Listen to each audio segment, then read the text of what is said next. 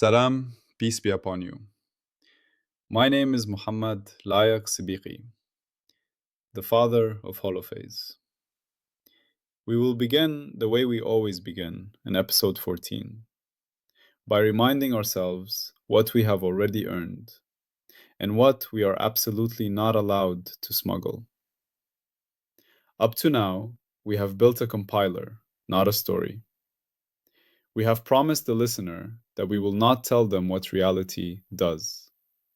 We will only tell them what reality must allow, if it is to be publicly readable at all. We started with one primitive only, phi. We pronounce it phi.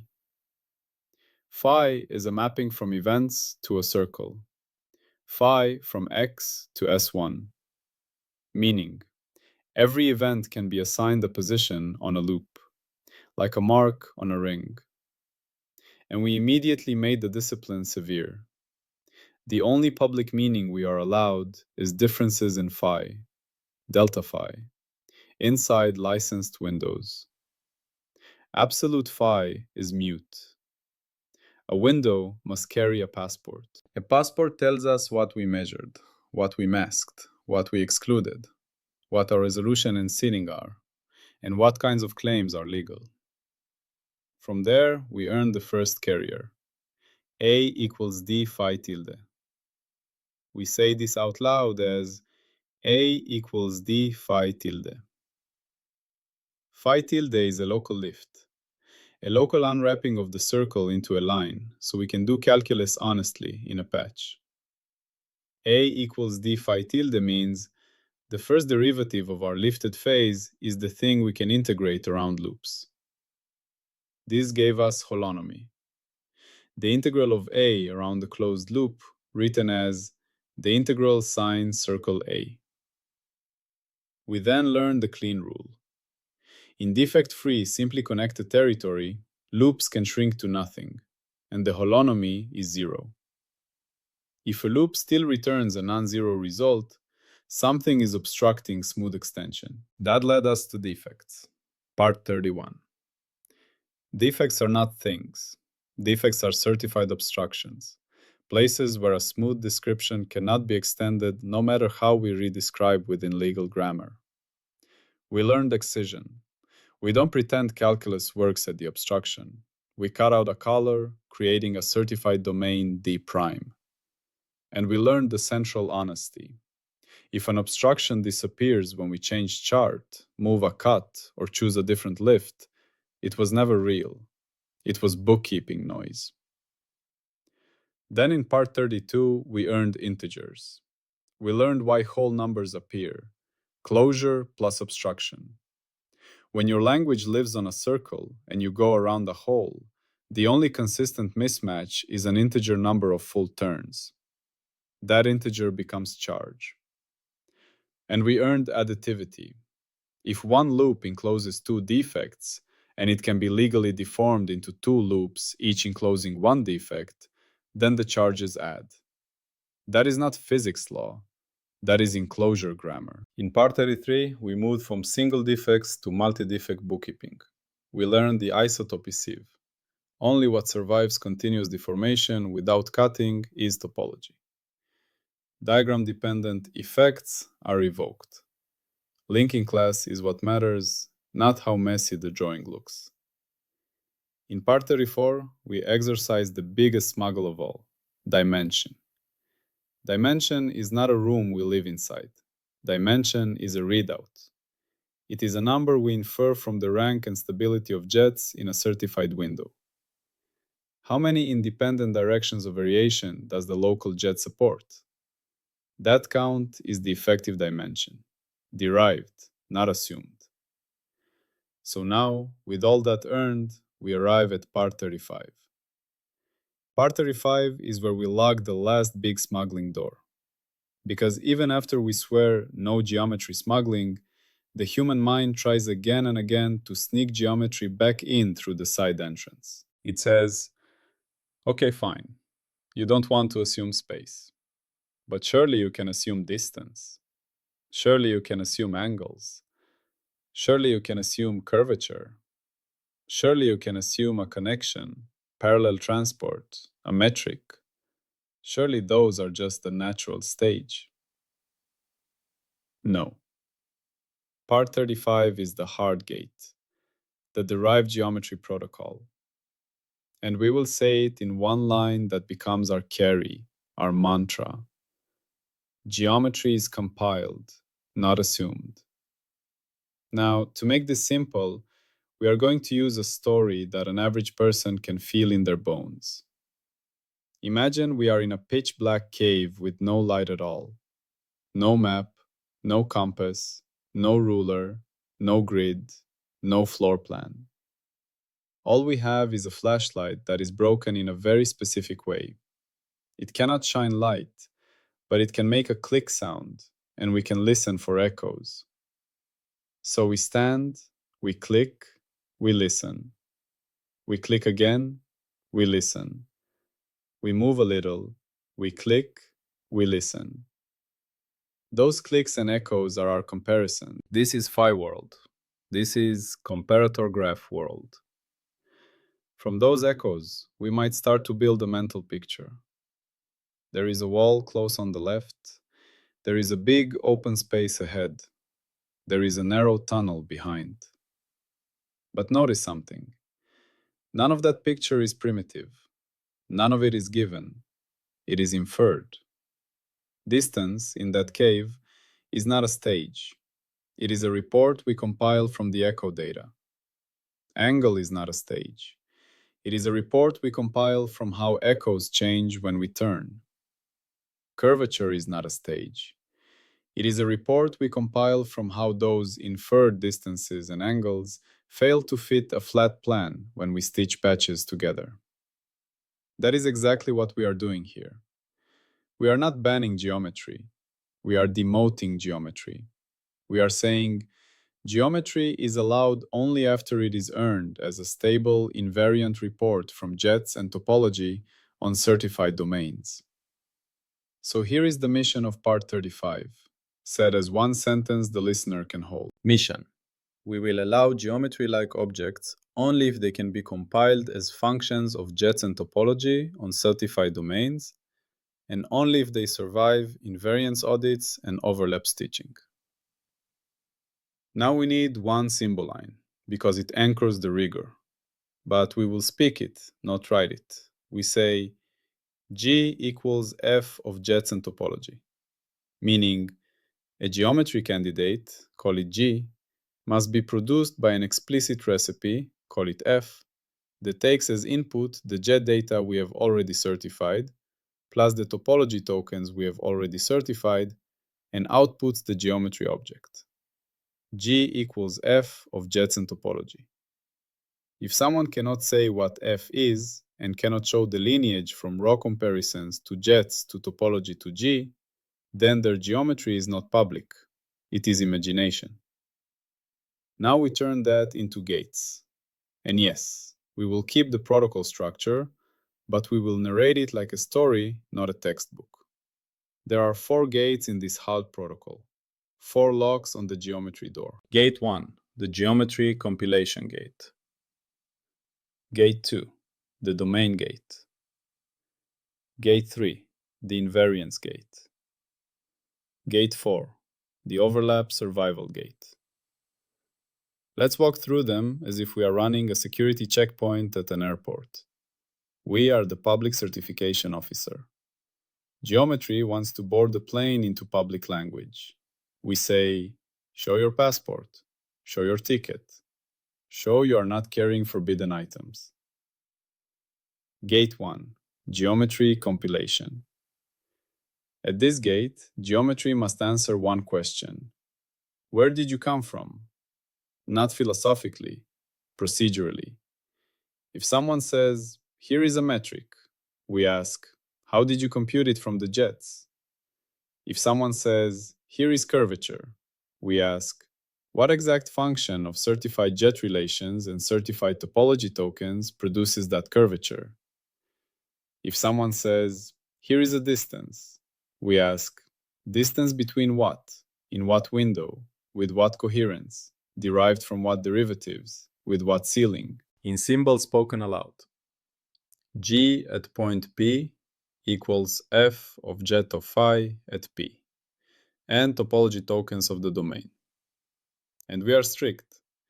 The inputs must be things we already earned in episode 14. Jets up to n max, meaning only up to the legal ceiling. If your window only supports up to first derivatives reliably, you cannot compile curvature, which needs second derivatives. That would exceed n max. It becomes undefined.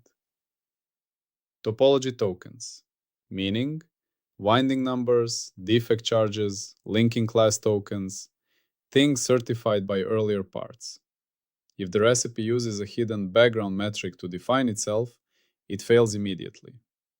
If the recipe says, take the Euclidean dot product without showing where that dot product was compiled from comparisons, it fails. This is the first gate. No genealogy, no geometry. Now gate 2, the domain gate. Even if we have a recipe, we have to ask, where is this geometry defined? Because geometry is not magic powder you sprinkle everywhere. If jets are undefined at defects, then geometry compiled from jets is undefined there too. So we demand a domain map. We say, show the subset of the certified domain D where your geometry G is legal.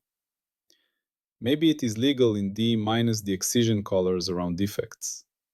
Maybe it is legal only in a region where the jet rank is stable. Maybe it breaks near alias zones or coherence collapse. That is not a failure. That is honesty. We do not punish geometry for having a domain. We punish it for pretending it has none. A good geometric token comes with a warning label. Valid on D sub G, undefined outside. Just like a medication label says, do not take if you have this condition. Gate 3, invariance.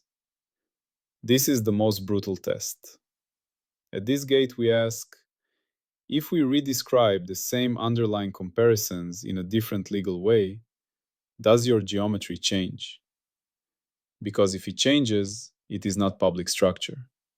It is private bookkeeping. So we apply the legal redescriptions. We can add a constant to phi. Phi goes to phi plus c.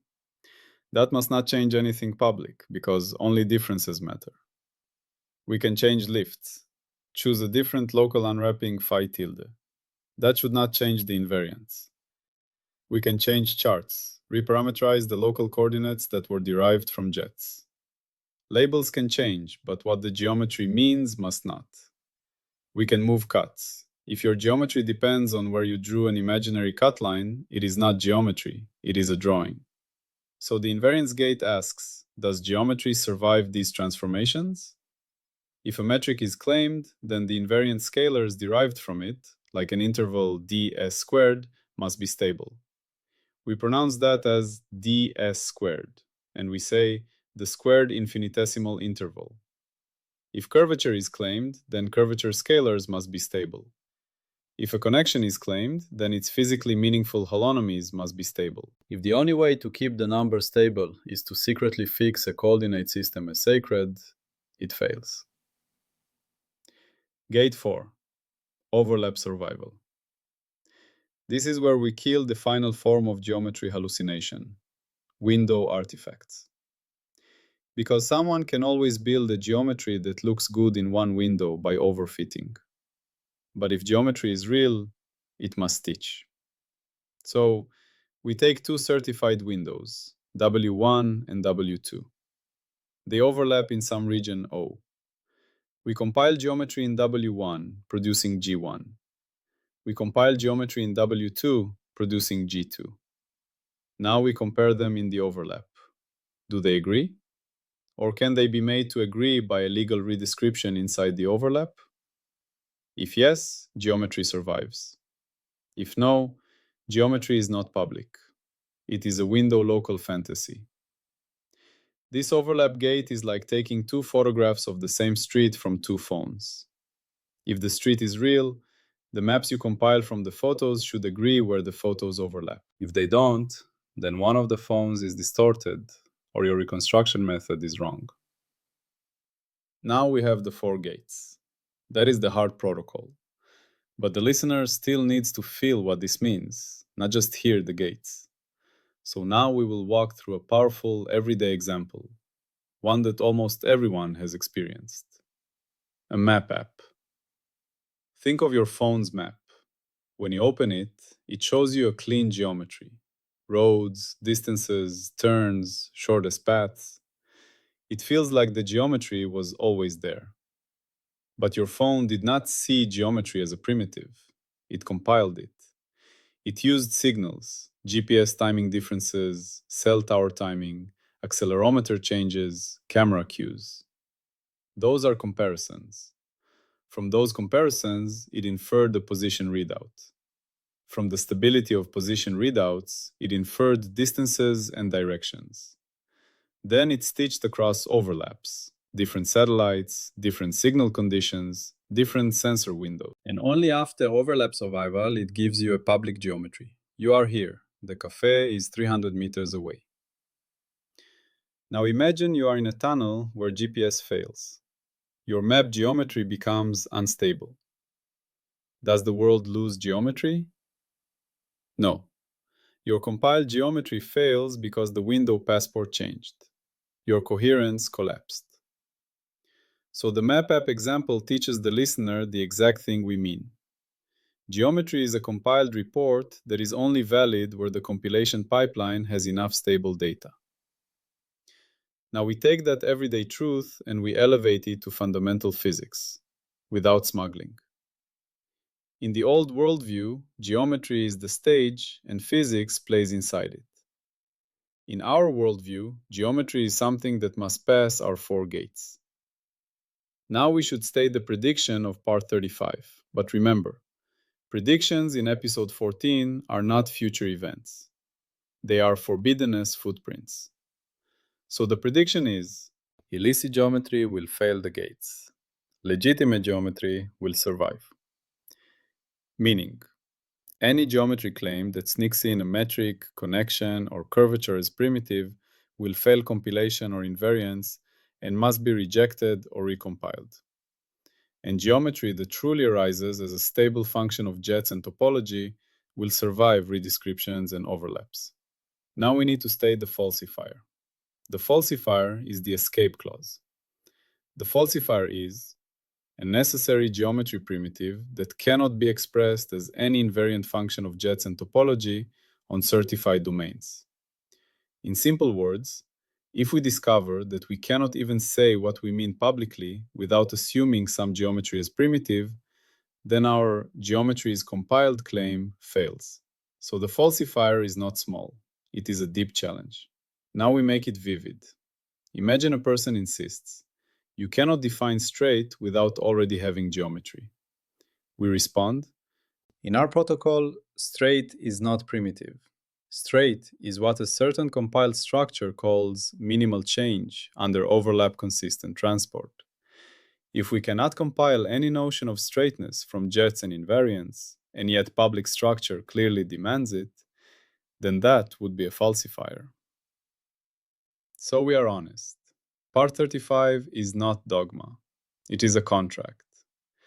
Now we must include the tri-unity reminder because it is mandatory in every part. So we say, whenever we compile any geometry-like object, it must still respect tri-unity as readouts of one differentiation, omega, kappa, nu. Omega is cadence, the rate at which comparisons change. Kappa is texture, the pattern of variation. Nu is drift, the transport of patterns. None of these are primitive time or space or motion. They are readouts of structure in certified windows. So even when we talk about geometry, we are not saying space exists. We are saying we can compile a stable geometric model that summarizes the texture readouts across overlapping windows. Now we need a second strong analogy, one that scales across domains. Let's use clothing. Imagine a tailor making a suit for a person. The tailor does not assume a perfect mannequin shape. the tailor measures chest, waist, shoulders, sleeve length. These are comparisons, tape to body. From those comparisons, the tailor compiles a pattern. That pattern is geometry for the suit. Now, if the person changes posture or wears shoes with different heel height, some measurements change. The tailor's geometry must be invariant under redescriptions that do not change the body. But if the person gains weight, the compiled geometry must change because the underlying structure changed. So geometry is not a metaphysical stage. It is a fitted model derived from stable relations. Now we bring it back to part 35 with rigor. Our geometry compilation recipe F is like the Taylor's pattern making method. Jets and topology tokens are like the measurement set. Domain maps are like this pattern is valid for this body size range. Invariance is like it still fits if you stand slightly differently. Overlap survival is like two tailors measuring the same person should produce compatible patterns within uncertainty. Now we need to speak one more formal line, but in audio style. We say, in part 35, we only certify geometry if we can say geometry G equals a function f of the certified jets and the certified topology tokens on a certified domain, and this compiled geometry survives invariance and overlap. That is the core. Now we should give one concrete toy example of a derived geometry object, but we must be careful. We cannot smuggle a full physics theory and we cannot claim dynamics. So we do not say Einstein's equations, because that invites dynamics and cosmology. We can mention general relativity as an external idea typed as interface only, but we must not rely on it. So we do this. We give a local operational example. Suppose in a certified window, we can reconstruct a set of jets that behave like three independent coordinate-like parameters. This is part 34's derived dimension readout. Now, we want a distance-like number between nearby events that is consistent and overlap stitchable. A candidate compilation is take the smallest change in those parameters needed to produce a fixed detectable change in phi comparisons given the coherence threshold. In everyday words, how far do we have to move in the parameter knobs before the system clearly changes? That gives a derived unit of separation. But we immediately stress test it. If we relabel the knobs, the derived distance must not change. If we choose a different local lift of phi, the derived distance must not change. If we compute it in two overlapping windows, it must match. If it passes, we have a legitimate derived metric-like token. If it fails, we revoke it. That example is enough. It shows how you can compile geometry from stability thresholds and jets without assuming a ruler. Now we need to state the audit artifact, because every part must end with what gets written to the ledger. So we say, the audit artifact for part 35 is a geometry compilation report.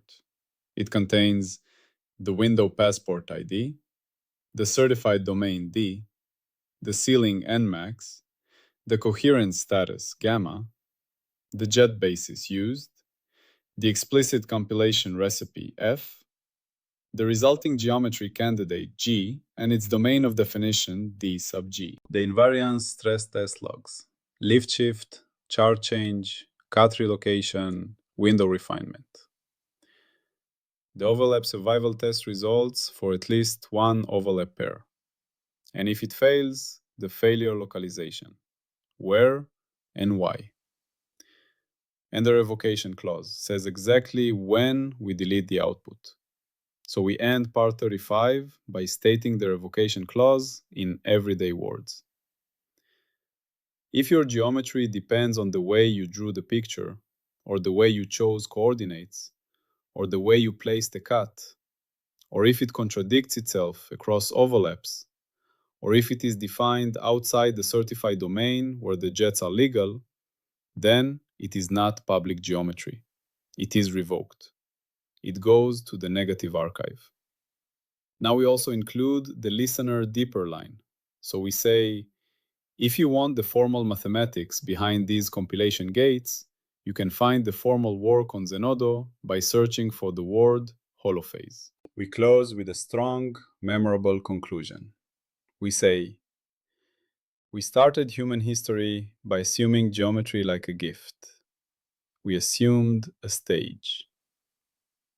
Part 35 removes the stage.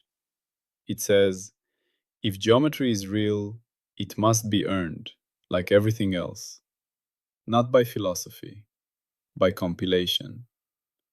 From raw comparisons to jets, from jets to topology tokens, from topology tokens to stable invariants, from invariants to overlap consistent stitched reports. And only then, we are allowed to speak of distance, angle, and curvature with a clean conscience. And that is not making geometry weaker. It makes geometry stronger.